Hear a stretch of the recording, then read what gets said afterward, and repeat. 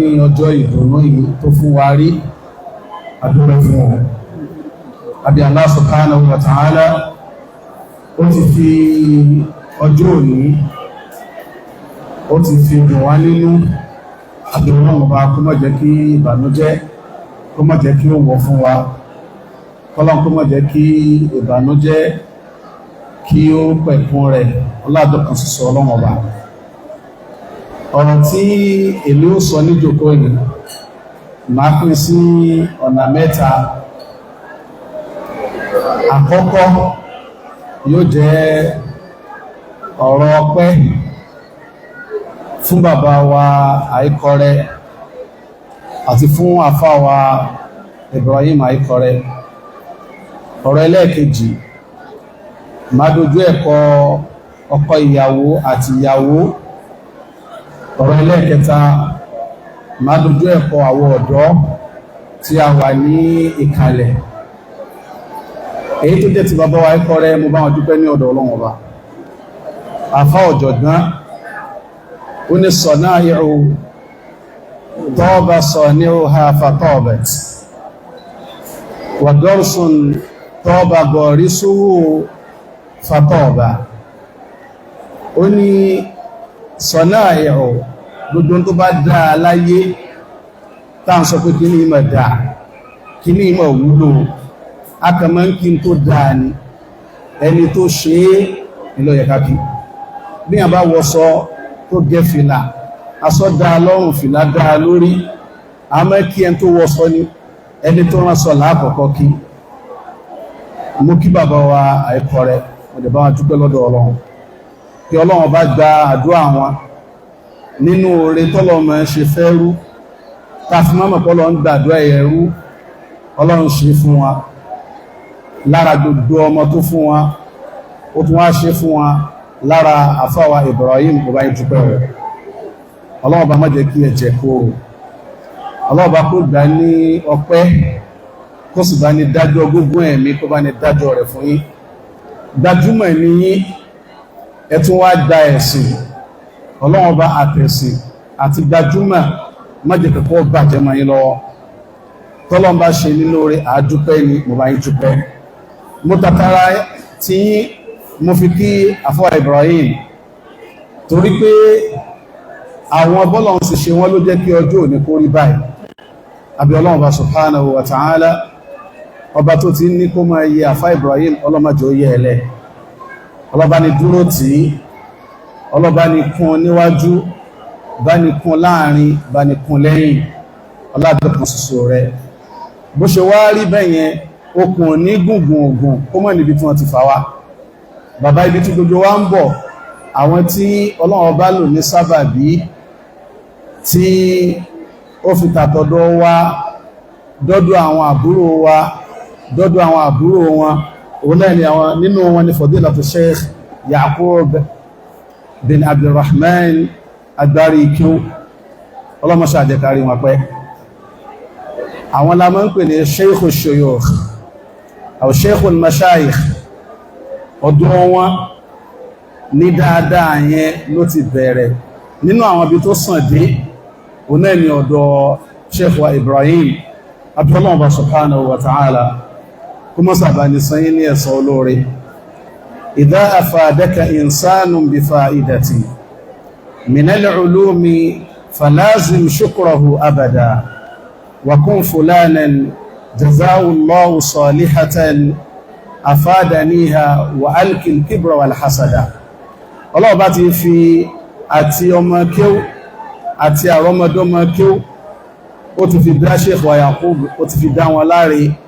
Ọlọ́run subhanahu wa ta'ala kó gbá ní jọsìn fún yín kó mọ́ jẹ́ kẹ́ jẹ̀bi láíláí. Àfá Ibrahim Ọlọ́run bá ní kan ọmọ ṣe o Ọlọ́run bá ní dúró tì wọ́n o Ọlọ́run bá gbogbo àwọn yòókù náà lẹ́gbọ́n ní àbúrò tán wá gbà fọ́lọ́run látara àfá Ibrahim Ọlọ́run bá ní san wọ́n lẹ́san olóore o nítorí pé wọ́n gbà fọ́lọ́run lára rẹ̀ inú fi dùn. Ọlọ́run jẹ́ kó kan láíláí Ọlọ́run kan sọ ọ̀rọ̀ ọba ọ̀rọ̀ tọ́kọ àti ìyàwó. Màá mú ẹ̀kọ́ nínú ọ̀rọ̀ èyí tí Abdullahi ibn Abbas radiyallahu ta'ala anhu ọ̀rọ̀ tó sọ. al-Imam an-Nasa'i àwọn ni wọ́n mú àkọọ́lẹ̀ yìí wá wọ́n ní ittakhadha an-nabiyyu sallallahu alaihi wasallam khataman falabisahu wọ́n ní Ànábì ní òkà kan níjọ́ kan bóra ní bí wọ́n bùn ní Ànábì sáà ní òkà kan Ànábì wá wọ̀ sọ́wọ́ bánàbí ṣe wọ òkà yìí bó ṣe wọ̀ sọ́wọ́ sallallahu alaihi wasallam Ànábì wá ń sọ pé òkà tẹ́ ń wò yìí kò yẹ kò dò yẹ̀ṣùgọ́lù ní àǹkùn kò jẹ́ kí n rí ti ní roma ilayhi nadhratun wa ilaykum nadhra tí bá ti ń wò yín ẹ̀yin lọ́lọ́run rán mi sí mo máa ń wò yín tí bá ti ń wò ẹ̀yin tọ́lọ́run rán mi sí òkà tó tún bẹ lọ́wọ́ mi náà bátànì tí ń bẹ́ẹ̀bẹ̀ mo tún yọ ọ́ wò bí bá ti ń wò yín mo ń wò òkà bí bá ti ń wò òkà mo ń wò ẹ̀yin Ọlọ́run sì rán mi sí òkà ẹ̀yin ló rán mi sí o ní thumma alqahu òkà yìí Ànábì wá bọ́ lọ́wọ́ Ànábì jùlọ sallallahu alaihi wasallam atọ́kọ àtìyàwó ẹ̀kọ́ tí mo fẹ́ kẹ́ pọ́ńbẹ̀ o ní pé gbogbo nǹkan tó bá jẹ́ òkà tí ó dí ẹ̀sìn yín lọ́wọ́ tí ó dí ìgbéyàwó yín lọ́wọ́ ẹjùnú nínú òkà tó lágbára jù ní sẹ̀mẹ́lìta wà yìí òun ni fóònù ọmọ mi Aisha ni mo fẹ́ bá sọ yẹn Aisha barakallahu fi fóònù kó lọ fẹ́ o fóònù kọ́ ni o fẹ́ tó tí gbọ́ láti wákàtí lọ nínú àwọn nǹkan tí ó ṣe ká mọ̀ bá yín sọ onírú àwọn ọ̀rọ̀ yìí gbogbo àwọn friends rẹ ní department ní faculty gbogbo wọn wà kàláàsì wọn láwọn tẹjọ wọn ń sọ ọ̀rọ̀ assignment ó ti dé ilé ọkọ ń sìn o nítorí pé àwùjọ ilé ọkọ ìṣesí ilé ọkọ ó yàtọ̀ sí ti ilé ìwé ó yàtọ̀ sí ti ilé bàbá má fi fóònù má fi ṣe ẹnìkejì rẹ ìtọ́lọ̀ bá ní pé obìnrin ṣe nínú ilé ó ní kó máa ṣe ọlọ́bá sọ fún àyàwó Ànábì Muhammad sallallahu alaihi wasallam ọlọ́bá ní ẹmọ́ káńtà sọ kalẹ̀ fún yín min ayati Allahi wal hikma ẹmọ́ kí al-Qur'an bákan náà ọ̀rọ̀ Ànábì Muhammad sallallahu alaihi wasallam ẹmọ́ kí mọ́jọ ìgbùpù rọ́ mọ́jọ ìgbùpù ẹ̀sí lórí WhatsApp bí mo ṣe sọ fún ọ mo sọ fún ọkọ rẹ̀ náà jẹ́bà ọmọ mo ṣe sọ àbúrò ní ọmọ ní gbogbo nǹkan tí ó bá di yín lọ́wọ́ tẹ́fì lò sẹ̀ ní ayé ìdùnnú ẹ gbọ́dọ̀ aláwò rẹ̀ ẹ má jẹ́ kó di yín lọ́wọ́ nínú nǹkan tí ó ń di yín lọ́wọ́ púpọ̀ lẹ́yìn ó lọ́rọ̀ fóònù bọ̀tà àwọn obìnrin àwọn ló báwí jùlọ ẹ má bí sí pẹ̀lú fóònù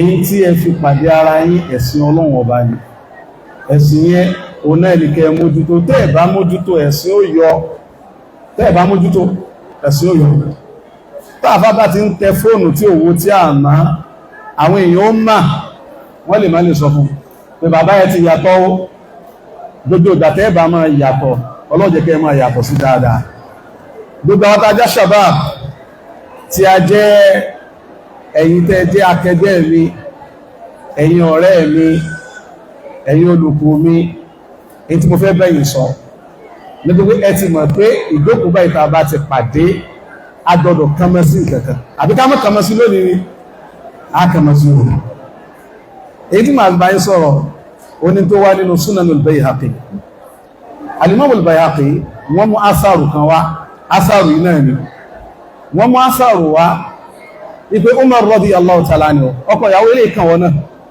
yóò bá níbi tí a bá ti ń ṣe ọdún lásàmàjá ibi láti máa ń sọ ọdún múláwá Umar radiyallahu anhu ó wà ní jòkó ní hajj lọ́dún kan arákùnrin kan wá dé ó jálálàájì in tí ò yẹ kó pa tí ń palálàájì nígbàtà bá wà ní ṣe hajj àti òfin tó dé Mẹ́kà gan lápapọ̀ la yahillu sayduha yàní saydul haram àwọn ẹranko tí bá ń jẹ ní haram bó ṣe rí kó wọ ojú tó àgbọ̀dọ̀ pa arákùnrin wá pa ó wá sọ́dọ̀ Umar radiyallahu ta'ala anhu ó wá ń bí lè pé ìwọ àmírù mùmìní mo ti jẹ fáìn ní mo ti dáràn ẹran tí ò yẹ kí n pa mo ti pa èyí tí ò yẹ kí n dánwò mo ti dánwò. Umaru wá fetí kó Abdurrahman bin Awf ó wá fetí kó létí. Umaru wá ní ìran báyìí ní kò lọ pa. Ìkan nínú àwọn ọ̀dọ́ ó wá pè sẹ́yìn, ẹnu pé ọ̀dọ́ a máa súnmọ́ra àwọn jàgbàlagbà lọ, ó wá pè sẹ́yìn pé tí ọkùnrin tí ń forí korí pẹ̀lú kejì ẹ̀ kó tó mọ̀ tó ṣe, ó jẹ́ mọ̀ pẹ̀ràn gbígbẹ́ tó ní kó pa, ó jẹ́ lọ paràkúnmí lárákùnrin yìí ló bá sọ báyìí fún kejì ẹ̀. Ìgbà tí Umar gbọ́ radiyallahu anhu, Umar wá sọ pé ya Qabisa, rẹ̀ Qabisa, mo rí pé fa inni ra'aytuka shaba, mo rí pé ọ̀dọ́ ni ọmọkùnrin tó tọ́mọkùnrin tó nímọ̀ tó nílàátẹ̀ tó lẹ́kọ̀ọ́ ni fasihal lisan, ó dáláhán, ó nílàákàyè, ó múnámúnà, ó gbóúnjẹ fẹ́ gbẹ́, ó gbàwọ́bọ̀. Oníṣùgbẹ́ tí kí n sọ nǹkan fún ọ, ó ní fa inna shaba, oníṣẹ́ rí ọ̀dọ́mọkùnrin qad takunu fihi tis'atu akhlaqin hasada, ìwà mẹ́wàá tó jẹ́ ìwà ọmọ rí mẹ́sàn-án a máa wà lára ọ̀dọ́. Ìwà mẹ́sàn-án tó jẹ́ wà yáyì tó jẹ́ wà rí a máa wà lára ọ̀dọ́. Ó ní wa yakunu fihi khuluqun sayyi, ṣùgbọ́n ìwà kan tí ó dá yóò wá kún ẹlẹ́ẹ̀kẹsàn yẹn, yóò kún ẹlẹ́ẹ̀kẹsàn, yóò di mélòó? Yóò di mẹ́wàá. Wà ní ya Qabisa, rẹ̀ Qabisa, fa iyyaka wa atharati shabab, sọ́ra gírígírígírí tọ́dọ̀ máa ń ṣe tí wọ́n fi máa ń ṣe ẹsẹ̀ gbé, sọ́ra fún ìṣẹ̀ṣẹ̀ gbé ọ̀dọ́. Gbogbo ẹ̀yin tẹ́ jẹ́ ash-shabab tó jẹ́ pé mi náà mo wà láàrin yín, èmi náà sọ fún yín pé gírígírí tí máa ń ṣe ọ̀dọ́ ẹ ṣọ́ra fún. Nínú gírígírí tó máa ń ṣe ọ̀dọ́ máa tọ́ka sí méjì ńbẹ̀ ọkọ ìyàwó. Ọ̀kan nínú gírígírí yẹn ó ní káwó pé àwọn àfáà wa oníyàwó méjì ni wọ́n, oníyàwó mẹ́ta ni wọ́n. Afá ìwọ o kí ń ṣe afá Ibrahim òun ṣe tí ẹ̀ ọlọ́mbà tó, ọlọ́mbà lọ́wọ́ sí nítorí ó ṣe sásìkò tó yẹ kó ṣe sí ni. Àfá tí ìyàwó kejì ò bá tí tó fẹ́ mọ́fẹ́ ìyàwó kejì ò. Kí ni mo sọ?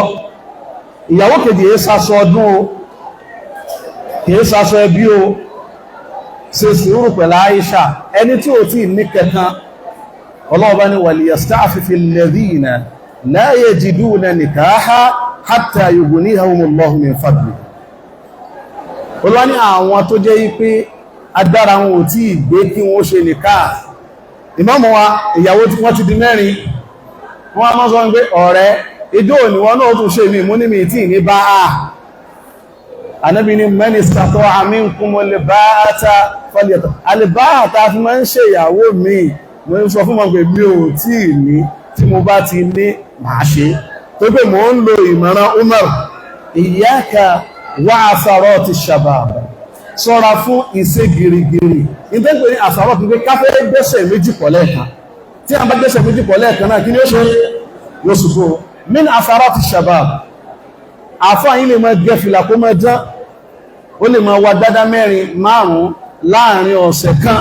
Àfáà ẹ̀tí tó bẹ́ẹ̀, ẹ̀tí tó bẹ́ẹ̀, nítorí pé ìjọ́tẹ̀ ń ráwọn àfáà yìí tí wọ́n ń ṣe bẹ́ẹ̀, wọ́n ní jọ́tẹ̀ abágùn kọ́ ní àmọ́kàn. Kò pọ́n dandan kẹ́ ẹ dárú aṣọ táwọn àfáà yìí ń dá, kò pọ́n dandan kẹ́ ẹ dárú fìlà tí wọ́n ń dá díẹ̀díẹ̀ ní nǹkan. Nígbà tí ó bá kàn yín, ẹ̀yin náà ẹ mọ̀ pé bilisani al-hal wal maqal, ẹ mọ̀ sọ pé èmi ló kàn. Ẹ má bẹ̀ o, àbá èmi o, ẹni tí ó tútù ìyàwó kejì ṣe tó bá pè mí, èmi Sulayman mi ní dáhùn. Tó tó mi kọ́ ni máa bọ̀ bọ́yàwó, ṣùgbọ́n àfẹ́ kan fi súnà Ànábì wa Muhammad, àfẹ́ kan fi bú wa. Abala kan ni abala ẹlẹ́kejì, wọ́n lábala lé àná, iyyaka wa atharati shabab.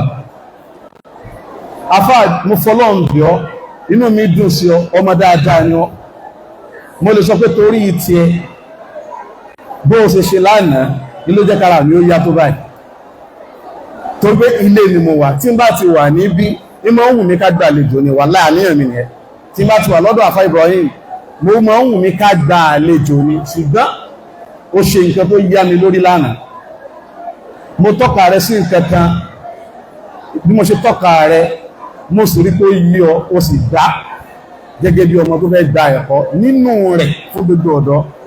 Ilé àná ẹni a máa ń ṣe bẹ̀ dáadáa ni. Afáwa má take Shaykh Ibrahim, má take it for granted o, nítorí pé àjọ ń ṣe súnnà, nítorí pé àjọ ń ṣe sàlàfíà, àpọ́nlé ni mahallu al-ikram, mahallu al-ikram, wà mọ̀ pọ́nlé. Tó bá ń pàfá Ibrahim lé, bóòlù rẹ̀ ṣe pẹ̀lú alájàgbọ̀ níyà, bóòlù rẹ̀ ṣe pẹ̀lú bàbá, bóòlù rẹ̀ ṣe pẹ̀lú màmá. Ìjókòó wa léyìí, ìjókòó àwọn bàbá yìí, àpọ́nlé tó rí ń bẹ̀ kú fọ́lọ́run bí ọ́, not take it for granted. Kí lè rí wa? Ànábì sọ fún àwọn sàhábà sallallahu alayhi wa sallam wa radiyallahu anhum. Ànábì ní innakum sataftahuna Misra. Ànábì ní ìlú Masara, Ọlọ́run bó padà kó kọ́kọ́rọ́ ọbẹ̀ lé yín lọ́wọ́, ẹ̀dà láṣẹ ń bẹ̀ nígbàtà Ànábì ń sọ. Ìlú Misra kò sí ọba kèfèrí ló wà ń bẹ̀. Ànábì ní fa idha fatahtumuha. Ànábì gbogbo àtọ́lọ́run bá ti kó kọ́kọ́rọ́ ọbẹ̀ lé yín lọ́wọ́, Ànábì ní fastawsu bi ahliha khayra. Ànábì ní àwọn ará abẹ̀, àwọn ará Misra, Ànábì ní ẹ ṣe wọ́n pẹ̀lẹ́, ẹ ṣe wọ́n dáadáa. Kí ni ìtumọ̀ pé kán ṣe wọ́n dáadáa? Ànábì ní fa inna lahum dhimmatan wa rahima. Àdísì máa Muslim. Ànábì ní àwọn ará Misra, ẹni àpẹ́lẹ́ ni wọ́n a sì bá wọn tán. Ibi tí èèyàn bá ti bá wọn tán, èèyàn máa pọ́n wọn lé nù. Ibi tí èèyàn bá ti bá wọn tán, èèyàn gbójú sókè ń bẹ́ o. Mo máa ń sọ̀rọ̀ kan mọ́ ní ẹ̀rù ń bà wá lé ní. Ó wọ́n nínú ọ̀dọ́ tó lè sọ pé tó lè kànlẹ̀kùn lé ọmọ ọ̀rẹ́, tó lè kànlẹ̀kùn lé ọ̀rẹ́, àbílẹ̀kùn lé ẹni gan pé lágbájá ni, èyí ó mọ̀ pé Ọlọ́run ṣàánú ọba.